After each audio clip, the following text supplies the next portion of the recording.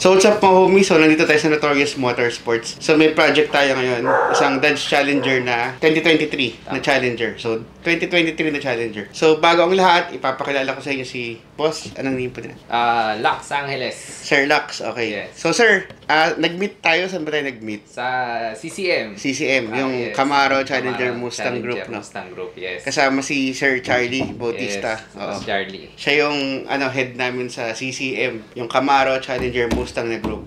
So kung meron kayo alin man doon sa kotse na yun, pwede niyo i-PM si Sir Charlie. So sir, anong pinagawa niyo? Yung headers, intake, tsaka exhaust. Ayan, headers intake. Headers, intake, exhaust para dito sa Challenger. So ano bang in-expect ni Bossing na tunog? And actually yung gusto kong marinig, parang maingay na Medyo magaspang.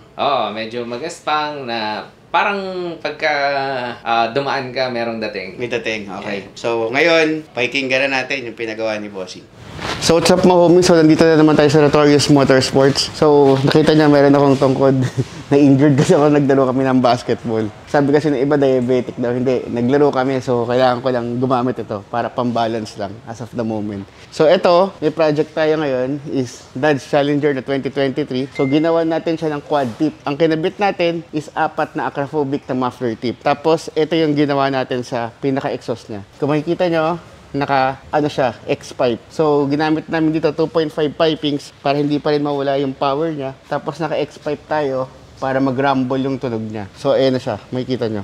Yan. Tapos, nagtanggal tayo ng catalytic or naglagay tayo ng downpipe. So, ito na yung pinaka-catalytic niya. Tinanggal natin. So, pinalitan natin ng flexible pipe para maiwasan yung vibration. So, nagtanggal tayo ng catalytic para mas umingay siya, magka-power, at syempre para magkaroon ng tunog. So, ngayon, ano pa inaantay natin? Pakinggan na natin kung may tunog niya. So what's up mga homies? So ito na yung ginawa natin, air intake para dito sa Dodge Challenger na to. So purpose natin dito, umingay, magka-power, at syempre, tumipid din sa gasolina. So ngayon, pakinggan na natin kung may tunog.